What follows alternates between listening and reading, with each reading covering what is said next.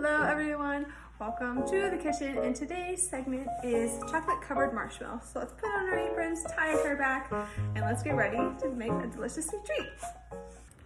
Okay, so I had to do some quick conversions and I can post this on the screen of the recipe, but just to go over for the recipe, we're going to need 20 grams of gelatin. We will need 160 grams of water, 116 grams of corn syrup, 266 grams of sugar, 40 grams egg whites, a half teaspoon of salt, and 1 teaspoon of vanilla or any other flavoring. So if you want to do coffee or if you wanted to do peppermint for the holidays, you could do that with any type of extract you want. The possibilities are endless for flavoring your marshmallows. So when I'm doing any baking in the kitchen, I always recommend to have a scale, a digital scale, because it's just more accurate than measuring cups. And I decided to make chocolate covered marshmallows from scratch because during the holidays, I always like to do something a little different. And what my family does, we actually have an hors d'oeuvre hour. So we have shrimp and a cheese platter and like a fruit tray. And throughout the years, my mom would buy a box of chocolates, and I never really liked all the chocolates in it. I only ate the caramel ones and the ones that were like kind of marshmallow filled. I never really liked the orange filled candies. I just didn't like them. I don't like a lot of fruity flavors with chocolate. I just like chocolate, caramel, and then like chocolate with marshmallows, which I think is really good. So today we're gonna make one of my favorites, which is chocolate covered marshmallows, and everything is from scratch. So if you want to impress your guests, this is a really easy way to do it, and they'll think, oh my goodness, this is so technical, but it really is super easy. It's very hard, I feel like, to mess up marshmallows. As long as you get your measurements right, it's pretty easy. I measured my 266 grams of sugar and my 116 grams of corn syrup in a pot. And then for the gelatin, I just added my 20 grams of gelatin in a stainless steel bowl. So now I'm going to add half of the 160 grams of water to the gelatin, and then I'm going to put the rest in with the sugar and the corn syrup. Because we don't want to caramelize our sugar, we're just cooking it to softball stage, which is around 240 degrees Fahrenheit. So I should have said this in the beginning of the video, but you do need a candy thermometer or a digital thermometer just to measure the temperature of your sugar, because if you don't, then it can overcook and it won't be to the ideal temperature that you want it to. An easy way to tell if your sugar is the softball stage is, this is a little scary, but you stick your fingers in ice cold water and then you pinch a little bit of the hot sugar from the pot while it's boiling, and I can do an example later in the video, and you just pinch it in there and then you drop it back into the water, and then you can feel it in the water to see if it's softball, hardball, or like medium crack, something like that. So this is like a bunch of candy terms, but we're going to softball stage. That's where we're going today. So let me just add half of this to my, let me get my whisk, and let me add half of this to my gelatin. We only want half. That's all we want. And then we're gonna whisk in our gelatin to make sure it's incorporated. And while you add your cold water, also, when you're hydrating your gelatin or blooming your gelatin, you wanna make sure your water is nice and cold. Otherwise, your gelatin won't bloom properly and it'll start to melt too quick. You don't want that. Now you can see the gelatin is starting to set up a little bit. It's not gonna fall. It's gonna get a little rubbery as it hydrates. And by the end of while it's hydrating, it should firm up really nice. So I have my water in my pot with my sugar and my corn syrup. So I'm gonna place this on the stove onto a medium-high heat. And we're just gonna let that start to boil. And now we're going to separate our egg yolks from our egg whites. So you don't need like 2 separate bowls and then put it in your mixer bowl. I am using a KitchenAid. You can use an electric handheld mixer. technically you can use your hands like a regular whisk, because at one point all baked goods were done by hand. Like we didn't have the machinery to do it. But we're not doing that because that would be a mess and it would be horrible. So please use an electric hand mixer or a KitchenAid or some sort of electrical mixing tool to help you with this. So now we're going to separate our eggs, and we don't need much. Egg whites, it's only 40 grams of egg whites. So we're going to crack our egg into our bowl like so. Make sure you don't break your egg yolk. And some people like to separate their egg yolks from their egg whites using the shells. I sometimes don't think that is helpful, especially for beginners when they're trying to separate their yolks and their eggs. So what I like to do is I just like to use my hands because it's a lot easier. And I like the texture. I know it's a little weird. It's kind of like runny slime, if you want to say it like that. Not the best analogy, but you know, it gets the job done. It gets the job done. So now we're gonna tear our scale, and we are going to set these aside, and we're gonna pour our egg whites into our bowl. Make sure we got 40 grams. So yeah, about two eggs, 1.5 eggs. That's basically about what you want for your egg whites. It's around like 40 grams. Mine went a little over, so I'm gonna take some out. But if yours goes a little over, you can take some out, or you can just keep them in, because I like to do a little extra for the egg whites just in case. So you can let it fluff up a little bit, because we are gonna whip these. And as they're whipping, then we're gonna add our sugar mixture into that. So now I gotta go wash my hands, otherwise we're gonna have raw eggs in our hands and we don't want that.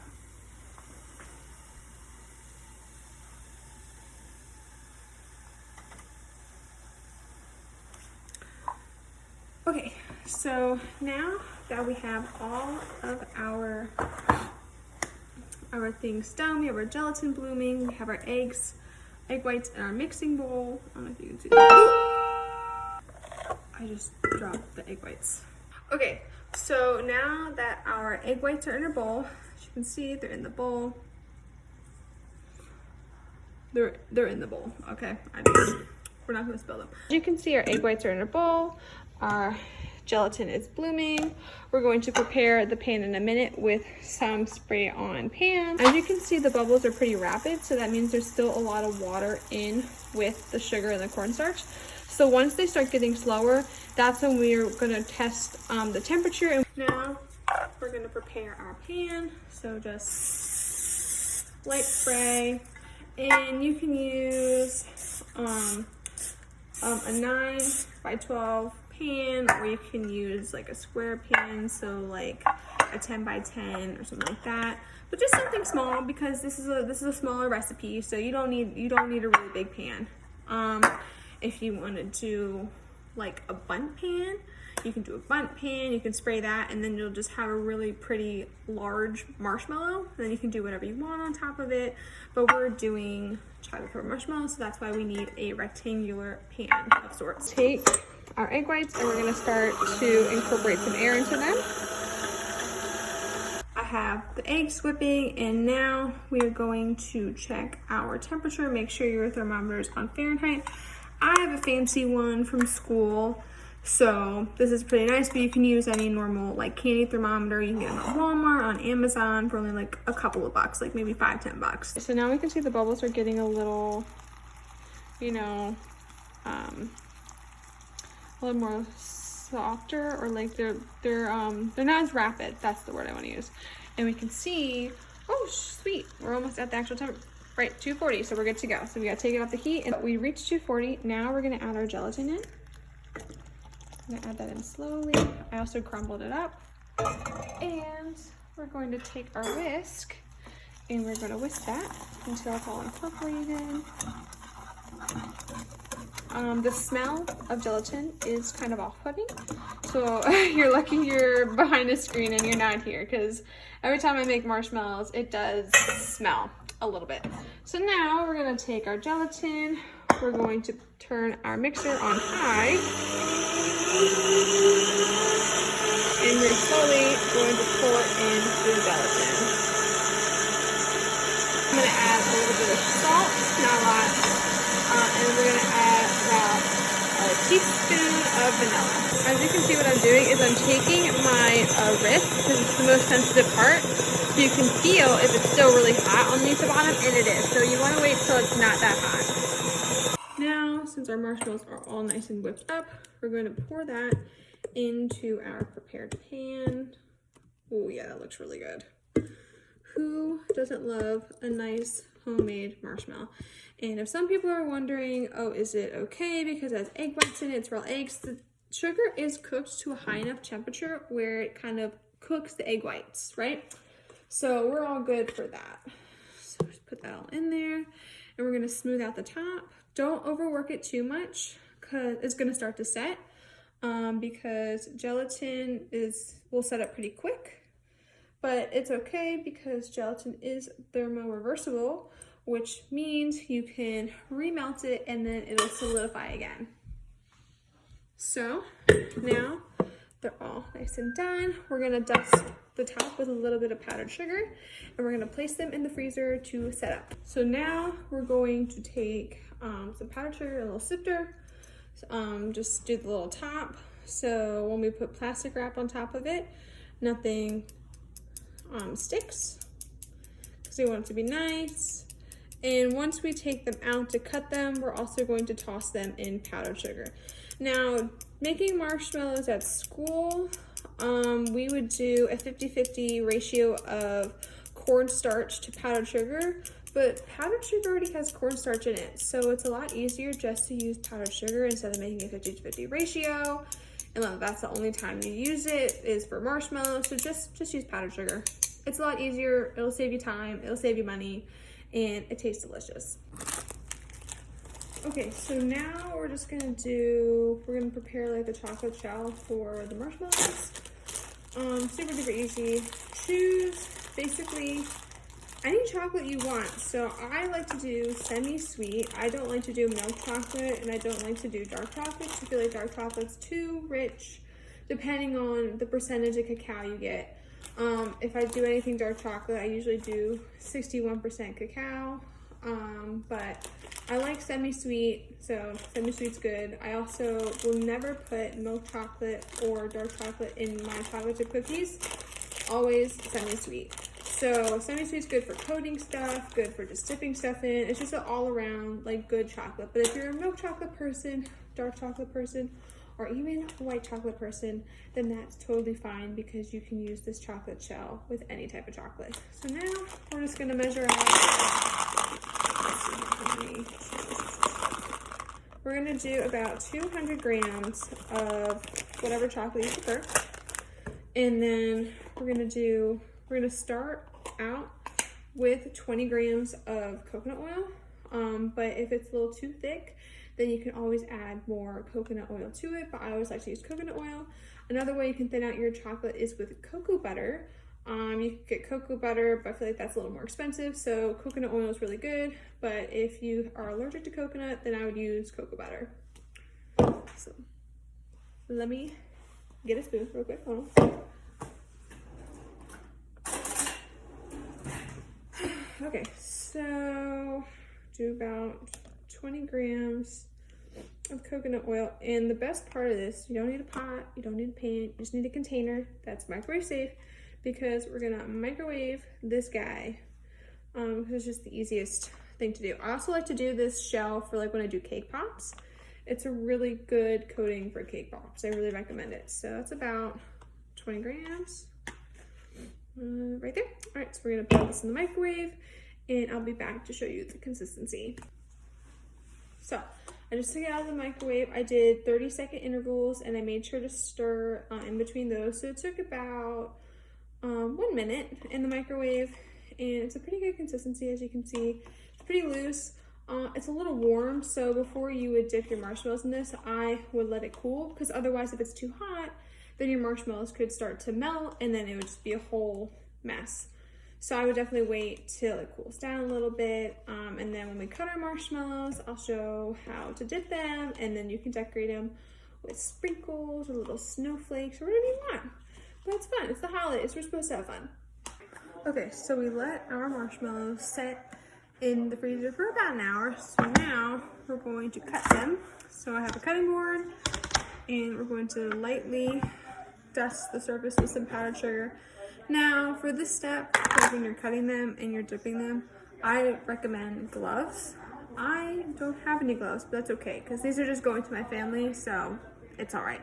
But if you're serving these to people, or like if you're a germaphobe, please use gloves, because your hands are gonna get messy, they're gonna get sticky, they're gonna get sugary, like all that kind of stuff. So I would recommend using gloves.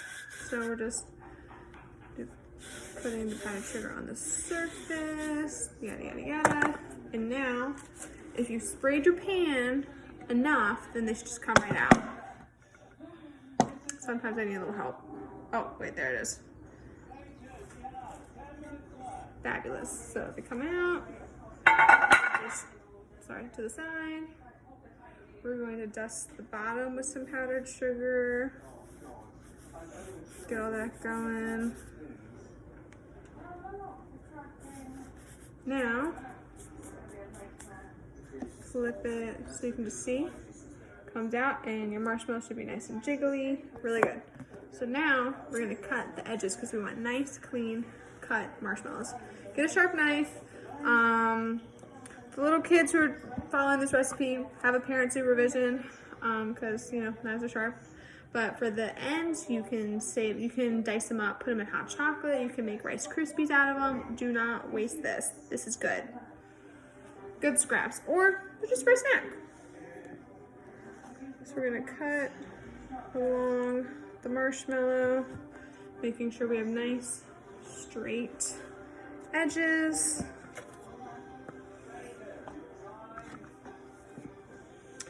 And to preserve your marshmallows, because these are made fresh, I like to just keep them in a Ziploc baggie in the freezer. So they just stay really well. So if you didn't want to dip your marshmallows in chocolate, you could just stop here. Once you've cut all of them to the sizes that you want, freeze them, keep them in the cupboard. But I would definitely say they're probably good for about 2 to 3 weeks on the shelf, and then, but if you want to keep them for longer, I would put them in the freezer, and then just take them out when you're ready to use them. Yeah. So let's see here. We're gonna want to do like bite-sized pieces, so we're gonna measure it out. We're gonna do, let me see here. I feel like an inch might be too much, or do I want to do a whole inch? Yeah, we're gonna do a whole inch. We'll do 1 inch by 1 inch squares. I feel like that's pretty good. So let's mark all that up with our ruler, line it up, mark them all to make sure they're all even, because we want nice bite-sized pieces for people to enjoy for celebration, for the holidays, whatever you prefer. Fabulous. So now we're just gonna cut them along the line that we made. So that's pretty good. 1 inch little rectangle, and then we'll take our ruler again and we will cut it by 1 inch.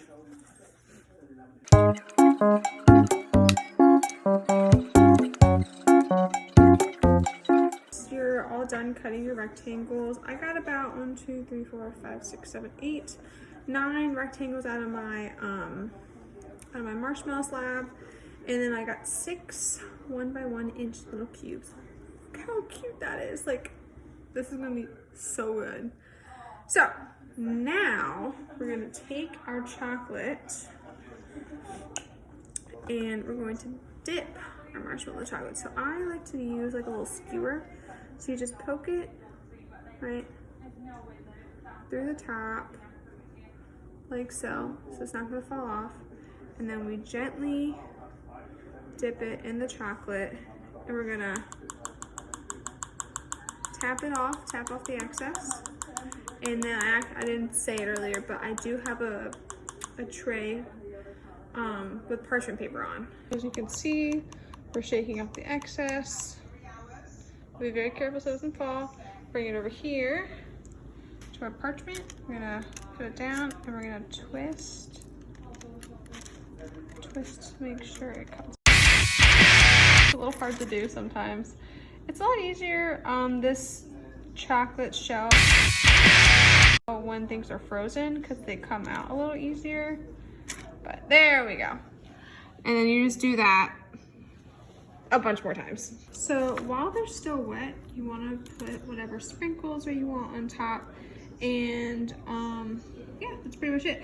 If you want to do a drizzle, I would wait till they solidify. So put them in the freezer first for about like 10 to 20 minutes and then take them out. And then you can use the same chocolate shell or a different type of chocolate or a different colored chocolate.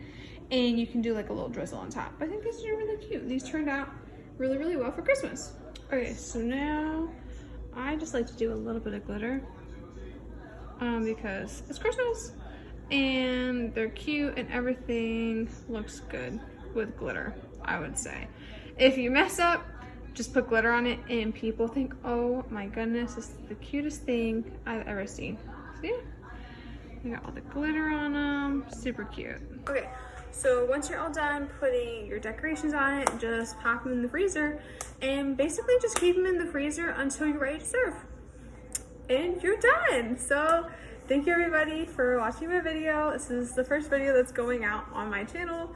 I'm a little nervous. I hope I did a good job, but I feel like this is a really fun treat that you don't even have to have during the holidays. You can just have, you know, if you throw parties or get-togethers. It's just something really simple but easy, but still showing some technical skills to impress a lot of your guests. So I hope you enjoy, and bye! So let's put our aprons on, and let's put our aprons on. It's backwards. Today.